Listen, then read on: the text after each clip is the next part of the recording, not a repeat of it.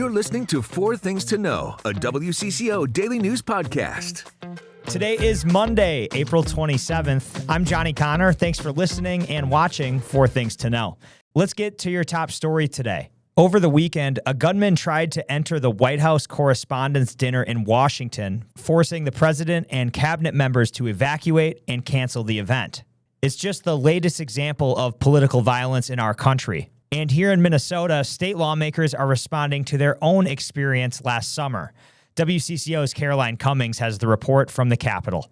The lawmaker shooting attacks last summer continue to reverberate in Minnesota, especially at the state capitol.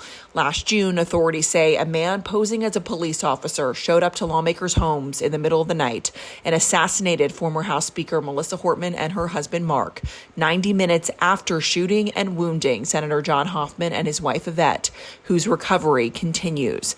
The tragedy shocked the state and country, and in its wake, there are fundamental changes to security at the Minnesota Capitol. For the first time this year, there are metal detectors for weapons screenings in order to enter.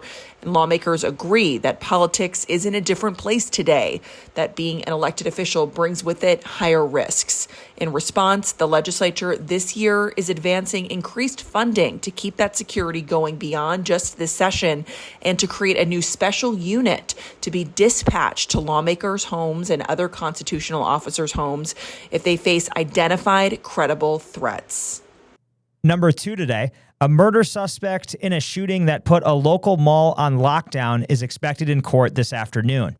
22-year-old Elvin Wren is charged with second-degree murder in the death of college student John Stroud. It's been nearly 1 week since prosecutors say he shot and killed Stroud outside a housing complex near Southdale Center in Edina.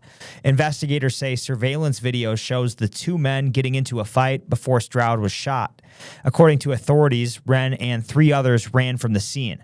The complaint says police found a pistol, 3 magazines, and a magazine extender in Wren's apartment.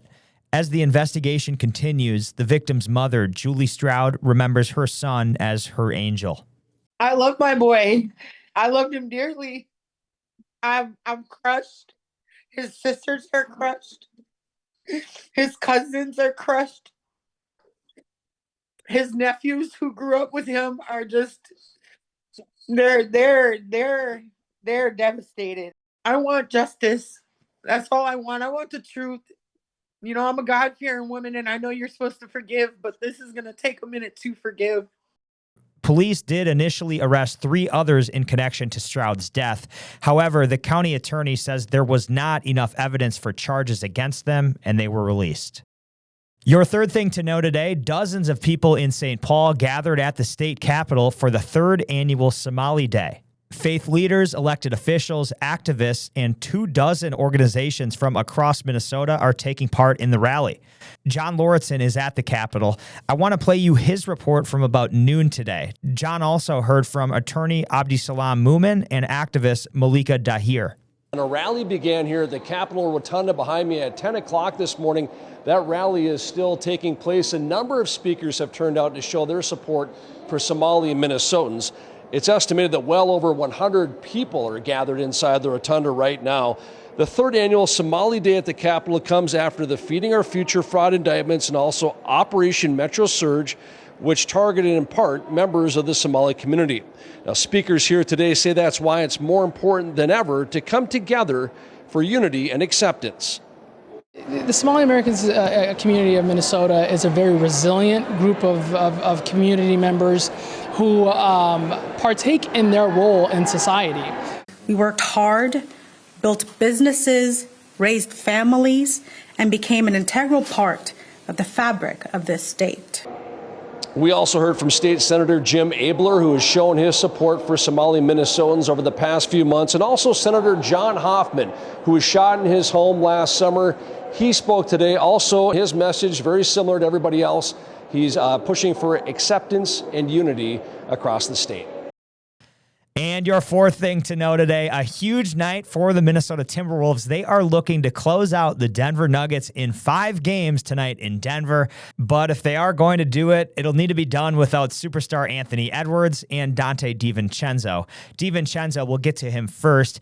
You probably saw in the game he tore his Achilles if you were watching. Not a good sight to see. He was down on the court. So he will be out for a long period of time. Now, the Wolves did win in commanding fashion Saturday night against the Nuggets, but Edwards also went down early in the game along with Divincenzo. But Ayo Dosunmu, he stepped up big time, 43 points for the guy the Wolves just traded for at the trade deadline. He shined bright when the team really needed him. Now, more on the line tonight. With a win, the Timberwolves would buy themselves a ticket to the next round and a little extra time to rest. Tip-off is set for 9:30 tonight. Now, let's get to Ant. He suffered a bone bruise and hyperextended his knee. He will miss a few weeks, but head coach Chris Finch was on KFan today, and he said, assuming the Timberwolves can extend their playoff run, they do expect Ant to come back. So they just got to keep winning some games. So hopefully we get him back. That means we're winning some basketball games. Those are the 4 things to know today. Let's now check in on our next weather forecast. I'm meteorologist Lisa Meadows looking at our forecast as we head into tonight. Temps dropping down to the 40s, low of 42. Showers will end by the time we head into tonight. Tomorrow we're back to 58, bringing back some sunshine. And now, here's more to know. We have an update for you on a deadly small plane crash in the North Metro. 2 people died, including a North Dakota lawmaker. It happened just before noon on Saturday near the Crystal Airport in Brooklyn Park. Flames erupted from the crash site moments after the plane went down in a nearby park. North Dakota Representative Liz Conmee died. That's according to the state's Democratic minority leader. No word yet on how the crash happened. The FAA and NTSB are both investigating. I want to get to another story we're following today, and it's affecting some of Minnesotans' paychecks. It's called wage theft, and it's rampant in Minnesota's construction industry. Here's WCCO's Esme Murphy. I'm headed over to a news conference at the Department of Labor and Industry where they're going to be announcing what they are calling the largest investigation ever by the state into wage theft. They say this is very, very common and happens often for people who are in lower income brackets. They are often the victims. This has happened in construction. This particular investigation has occurred in the construction trades. They're going to have a representative of the carpenters union there who's going to talk about the ways that their workers were actually stolen, that money was stolen from them. One of the main things that people apparently talk about during wage theft is the fact that they do not pay overtime sometimes, or there's, quote, work off the clock that workers are required to do and that they're not getting paid for. So we'll have a full update on this coming up on WCCO News. Yeah, obviously a really important investigation. I'm excited to see Esme's work on this tonight. And obviously when we have more on the investigation, hopefully later this week, we can bring you that. Happening tonight, another city is taking up a hot button issue, flying the old Minnesota state flag. Tonight, it is Inver Grove Heights' turn. They are expected to vote on which state flag to fly. City officials say they currently have 6 state flags displayed on city properties. Should the vote pass to fly the old state flag, it would cost the city $500 per flag to make the switch. In the old versus new flag battle, should the vote go through, they will join a growing list of communities opting to fly the old one. Elk River just made the change last week. Champlin, Zumbrota, and Plainview have also adopted the switch.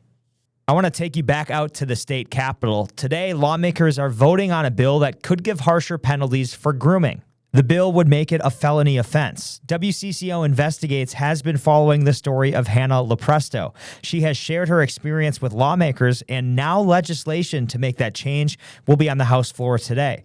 A companion bill is also making its way through the Senate and will need to pass through both chambers. Make sure to turn into WCCO TV tonight. We will have updates for you during our evening newscasts. You can always get our updates as well on WCCO.com. Now to another story we've been following for quite some time now, the Boundary Waters and mining. Yesterday, protesters used their singing voices at St. Paul's Lake Como. They are against the lifting of the mining ban near one of Minnesota's last true wilderness escapes. The U.S. Senate recently voted to open up more than 200,000 acres of land to copper sulfide mining near the Boundary Waters Canoe Area Wilderness. Speakers like Amanda Rollison told the crowd to contact their elected officials. We sing to bring that collective grief and that collective empowerment here to grow our masses and speak up for what we want and what we believe in. Advocates of mining near the Boundary Waters say this will boost U.S. production of important minerals and bring hundreds of jobs to northern Minnesota. After last week's warmer temps, you might be ready for a day at the lake. Who's not, actually? But are you and your family prepared? The University of Minnesota hosted a water safety festival with free swim clinics, lessons, and dive rescue demos.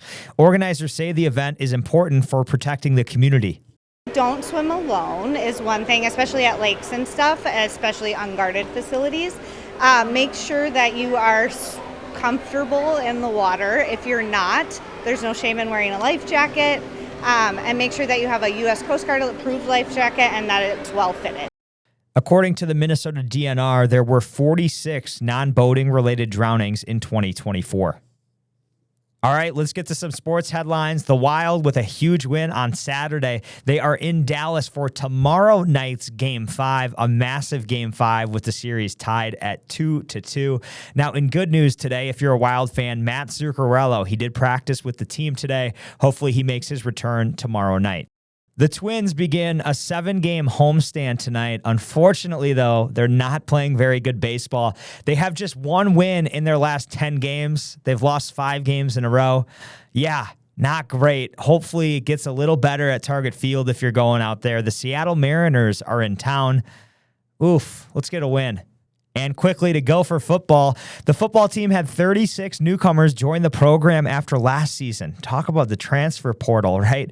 Totally changed college athletics. Now, this weekend, actually, most of the newcomers got to show what they could do in the spring game. And one of those guys that flashed is Noah Jennings. Jennings is expected to play a significant role in the wide receiver room. He's a 6-foot senior that transferred from Cincinnati and has already won over quarterback Drake Lindsey. The first route that he ever ran here, I remember I didn't throw to him, and I watched him run the route, and then after that rep, I was like, all right, I'm going to throw to him every single rep, just to build that chemistry. And you can kind of tell from the get-go, you know, which guys are going to be really good, and they obviously got to prove it. But he's electric, you know, his speed, his route running, contested catching, everything's just really, really, really good. So I'm obviously grateful to have him on our side, and excited to see what we can do. It's time to take a breath with your Daily Bright Spot. A beloved Minneapolis tradition is back for another year. The Tulip House in the East Lake of the Isles neighborhood is in full bloom, and let me tell you, it looks absolutely gorgeous. There are hundreds of tulips, and that also means hundreds of signs that spring is here, right? Now, the house drew crowds over the weekend, and you'll remember last fall, the house was actually sold without those iconic bulbs. But the new owners were all in on bringing back the tradition. That's what Patty Plord says. People have been coming now for a couple of weeks, and there's a lot of stories. And that's when I started to realize, wow, this is more than just planting flowers. People have worked through a lot of things in their life coming to the Tulip House. The new owners say they tried something new with how they arranged the tulips, creating blocks of color. I have to say, that is really incredible that the new owners stuck with their tradition, actually bringing it back. That's how you know something's really strong in the community, right? It can pass through generations or completely different people. Oh, that's so nice. And you really have to check out how they look. We have pictures if you're watching us on YouTube right now or on our website. The house is absolutely gorgeous. So if you want to check it out, that's in the East Lake of the Isles neighborhood. I might have to swing over there. Well, I'm Johnny Kahner. You've been listening to 4 Things to Know. We are here with the news you need every weekday afternoon by 3 o'clock. Thanks so much for listening. Thanks so much for watching. Let's get a Wolves win tonight, right? Come on, here we go. We'll talk to you tomorrow. Listen to 4 Things to Know, a WCCO daily news podcast, wherever you get your podcasts. Love podcasts? Love Minnesota? Check out the WCCO podcast studio lineup. Hear the top stories of the day with 4 Things to Know. Discover top female athletes and teams from around the state on women in sports. Dive into stories about faith and belief, from your local leaders to your neighbors next door. with bigger than belief. Stay in the know on the go with the WCCO Podcast Studio. Go to WCCO.com/podcasts.